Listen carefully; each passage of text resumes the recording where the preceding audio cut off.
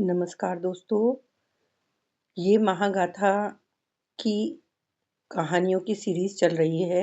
आज हम 42वें अध्याय पर पहुँच गए हैं, दुर्गा द्वारा महिषासुर का वध। पिछले अध्याय गणेश को मिला जीवन में हमने देखा था कि जब शिव की एक भूल से सृष्टि डगमगा गई, तो करुणा, पश्चाताप और उत्तरदायित्व ने उस विनाश को एक नया आरंभ में बदल दिया।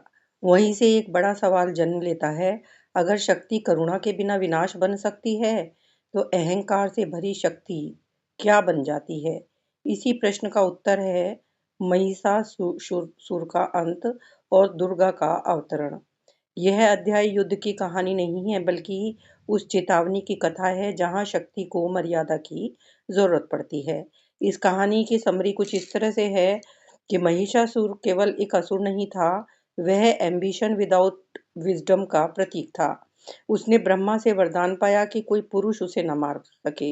यह वरदान नहीं, बल्कि उसके अहंकार का ईंधन बन गया। देवताओं को हराकर महिषासुर स्वर्ग पर अधिकार कर लेता है, पर उसकी जीत में कोई संतुलन नहीं था, सिर्फ डोमिनेंस था और डर था। देवता तब समझते हैं कि यह युद्ध अस्त्रों से नहीं, चेतना से जीता जाएगा। तभी शिव, विष्णु और ब्रह्मा अपनी अपनी शक्तियों का तेज एकत्र करते हैं और उस तेज से जन्म लेती है दुर्गा माँ। दुर्गा महिषासुर से युद्ध करती है, न क्रोध में न प्रतिशोध में, बल्कि धर्म की स्थिरता के लिए। अंततः महिषासुर हर रूप बदलकर भी अपने अहंकार को नहीं त्याग पाता, तो दुर्गा उसका वध कर देती है। यह वध विनाश नहीं, संतुलन की पुनर्स्थापना है। तो कहानी शुरू होती है दुर्गा द्वारा महिषासुर का वध। हे पराक्रमी, मुझे बताओ कि तुम्हारा जन्म कैसे हुआ? वह दानव हंसा। मैं दक्ष का वंशज हूँ, प्रजापति दक्ष। हाँ, जिस प्रकार दक्ष की पुत्री दिति ने दैत्यों को जन्म दिया, उसी प्रकार उनकी दूसरी पुत्री दनु ने दानवों का जन्म दिया। एक बार दो दानव भाइयों रंभ और करम्भ ने अजय होने के कारण तपस्या करने का संकल्प किया। रंभ अग्नि को शांत करने के लिए आग की लपटों के बीच खड़ा हो गया, जबकि करम्भ ने वरुण को प्रसन्न करने के लिए जल के नीचे ध्यान लगाया। दोनों दो आद्य तत्वों का आह्वान कर रहे थे, किंतु किंतु इंद्र देवराज, उन्होंने क्या किया? वही जो वह कायर हमेशा करता है। उसे डर था कि कोई दोनों दानव भाई उसे स्वर्ग से निकाल देंगे, इसीलिए उसने दोनों पर आक्रमण कर दिया। उसने मगरमच्छ का रूप धारण करके जल में प्रवेश किया और करम्ब को खा गया। फिर वह रंभ की हत्या करने के लिए अग्नि में प्रविष्ट हुआ, परंतु अग्नि ने उसी पर हमला कर दिया। अग्निदेव रंभ की शक्ति से प्रसन्न थे और उसे मरता हुआ नहीं देख सकते थे। एक दानव के लिए दो देवता परस्पर लड़ रहे थे। हाँ, अग्निदेव विजयी हुए, परंतु जैसे ही इंद्र भागे, रंभ ने कुल्हाड़ी उठा ली। करम्भ की मृत्यु के समाचार ने रंभ को अंदर से तोड़ दिया था और इसीलिए उसने अपने प्राण त्यागने का निश्चय किया। वह केश पकड़कर अपना सिर काटने ही वाला था कि अग्निदेव ने उसका हाथ रोक दिया। तो अग्नि देवता ने उसे 2 बार बचाया। हाँ, अग्निदेव ने उसे भाई की मृत्यु का प्रतिशोध लेने का वरदान भी दिया। रंभ ने एक पुत्र मांगा, ऐसा अदम्य दानव जो आगे चलकर ब्रह्मांड का स्वामी बना। अग्निदेव ने उसे वरदान दिया कि वह किसी भी प्रजाति की मादा से पुत्र पैदा कर सकता है। कोई भी प्रजाति? हाँ, असुर अथवा देवता, पशु अथवा मनुष्य। और सचमुच ऐसा ही हुआ। जब रंभ को एक महिषी यानी एक भैंस से प्रेम हो गया, तो उस महिषी से रंभ के प्रेम के आगे समर्पण कर दिया और उन दोनों ने एक पुत्र को जन्म दिया। तुम्हारा हे महावीर महिषासुर आधा भैंस और आधा दानव।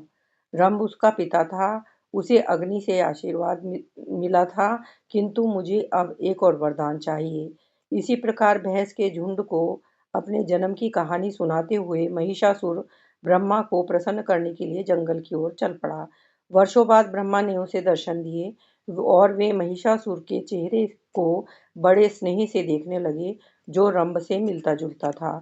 तुम्हारे पिता मेरे प्रपौत्र थे, महिषासुर। अग्नि ने तुम्हें पहले ही आशीर्वाद दिया है। तुम शासन करने के लिए पैदा हुए हो। अब और क्या चाहते हो? अमर होना चाहता हूँ। अग्नि ने मुझे वरदान में ब्रह्मांड पर विजय प्रदान करने की है, किंतु अमरता नहीं। वही परम विजय है। मेरी विजय का क्या लाभ यदि मैं उसका स्वाद चखने के लिए जीवित ही न रह पाऊं? अमरता मिलना असंभव है। मुझे पता है। दानव ने उंगलियों के पोर चटकाए। मैं एक विकल्प की तलाश कर रहा हूँ। मुझे यह वरदान दीजिए कि स्त्री के अतिरिक्त कोई मुझे न मार सके। स्त्री ही क्यों? क्या यह सत्य नहीं कि आपकी समस्त रचनाओं में स्त्री सबसे दुर्बल है? उसका शरीर और मन दोनों दुर्बल हैं। वह किसी के लिए संकट नहीं हो सकती। यहाँ तक कि मुझे पैदा करते समय मेरे पिता को स्त्री की आवश्यकता ही नहीं पड़ी। मैं जो मांग रहा हूँ, मुझे वही वरदान दीजिए तो मैं व्यवहारिक रूप से अमर हो जाऊंगा। ब्रह्मा मुस्कुराए और उन्होंने हामी भर दी। फिर वही हुआ जो होना था। महिषासुर ने पाताल लोक और फिर भूलोक और अंत में स्वर्ग लोक पर आधिपत्य स्थापित कर लिया। वह अपने सींगों से देवताओं और मनुष्यों को मारता था। उसके खुर ब्रह्मांड के कोने कोने को रौंदने लगे। मृत्यु की दुर्गंध फैली तो सारे देवता एकत्र हो गए। एक देवी, ब्रह्मा बोले, हमें एक देवी चाहिए, आदि शक्ति का योद्धा रूप। महिषासुर को 2 बार आशीर्वाद मिला है। जैसे उसके पिता ने की 2 बार रक्षा हुई थी, उसने मुझसे और अग्नि दोनों से वरदान प्राप्त किए हैं। अग्निदेव ने सिर हिलाया और उसने अनेक असुरों की तरह वरदानों का दुरुपयोग किया है। मेरा वरदान प्रयोग किया जा चुका है। अब आपके वरदान के सच होने का समय है। तो फिर एकत्रित हो जाओ। हम आपकी सामूहिक आभा से एक स्त्री योद्धा को उत्पन्न करेंगे। उसमें हम सबकी ऊर्जा और आद्य शक्तियों का समावेश होगा। देवता घेरा बनाकर खड़े हो गए और सबने अपने मुख खोल दिए। उनमें से प्रकाश की किरणें फूटने लगी। वह प्रकाश इतना तेज था मानो उनकी दिव्यता उस रूप में बाहर निकल रही थी। किरणें परस्पर टकरा रही थी। व्रत के केंद्र में उन सबका एक तंत्र में विलय हो रहा था। वह एक सुलगते हुए नक्षत्र में रूपांतरित हो रही थी। फिर उसने स्त्री का रूप लेना शुरू कर दिया। ऊंचा मस्तक, अनेक अंग, सुनहरा रंग। देवतागण उस तेज में स्वयं को ढाल रहे थे। उनमें से प्रत्येक से निकल रही किरणें अनेक गर्भ नालों की भांति अपना सर्वश्रेष्ठ तत्व देवी तक पहुंचा रही थी। शिव उसके चेहरे और विष्णु उसकी भुजाओं को आकार दे रहे थे। इंद्र उसकी कमर और वरुण उसकी जांघों को रूप प्रदान कर रहे थे। धर्म ने उसके कूल्हे और ब्रह्मा ने उसके पैरों को आकार दिया। अंत में वायु ने उसे कान दिए और अग्नि ने उसकी आंखें बनाई। इसी तरह सब देवता एक देवी के रूप में प्रकट हो गए। उन्होंने देवी का नाम दुर्गा रखा। दुर्गा यानी रक्षक। विष्णु ने देवी दुर्गा को अपना चक्र और शिव ने अपना त्रिशूल दिया। इंद्र ने उन्हें वज्र और वायु ने धनुष प्रदान किया। दुर्गा ने वरुण से शंख और यम से उनका दंड प्राप्त किया। उसके साथ तलवार, गदा और भाला लेकर 10 भुजाओं वाली देवी दुर्गा दहाड़ते सिंह पर सवार हुई। दुर्गा और महिषासुर का युद्ध 9 दिनों तक चला। महिषासुर अपना रूप बदलता रहा और दुर्गा उसका विनाश करती रही। 10वें दिन देवी ने महिषासुर को नीचे गिरा दिया और उसके शरीर को भाले से छलनी कर दिया। रक्त से लथपथ महिषासुर मरने वाला था और दुर्गा उसे देख रही थी। कहानी खत्म होती है।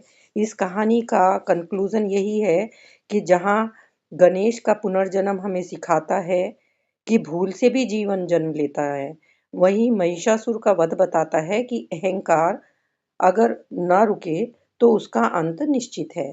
दुर्गा का अस्त्र सिर्फ शत्रु पर नहीं चलता, वह उस माइंड सेट यानी उस तरह के माइंड को भी पे भी वार करता है जो स्वयं को ईश्वर से ऊपर समझने लगा। इस कहानी का मैसेज है कि power is not evil, ego is. यानी पावर में बुराई नहीं है, अहंकार में है। Strength without sensitivity becomes tyranny. Feminine energy is not weakness, it is balance. Durga हमें याद दिलाती है कि जब दुनिया बिगड़ जाए तो करुणा नहीं, सचेत शक्ति आगे आती है।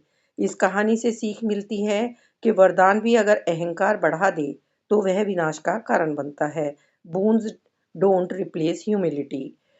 दुर्गा डर पैदा नहीं करती, वे धर्म स्थापित करती हैं। True power restores order not fear. देवताओं ने भी पहले हार मानी, तभी नया समाधान जन्मा। Changes comes when awareness awakens. जब ईगो, ग्रीड और कंट्रोल हमारे डिसीजन पर हावी हो जाएं, तब भीतर की दुर्गा को जगाकर उसे मारना पड़ता है। Every Mahishasura lives inside us. Ganesh हमें सिखाते हैं कि जीवन करुणा से आगे बढ़ता है। दुर्गा हमें याद दिलाती है कि जब अहंकार सीमा लांघे तो शक्ति का हस्तक्षेप जरूरी हो जाता है। शायद इसी संतुलन का नाम है धर्म। तो आइए इस कहानी को यहीं समाप्त करते हैं। अगले चैप्टर पार्वती बनी गौरी में आपसे फिर से मिलेंगे। Thank you so much for listening.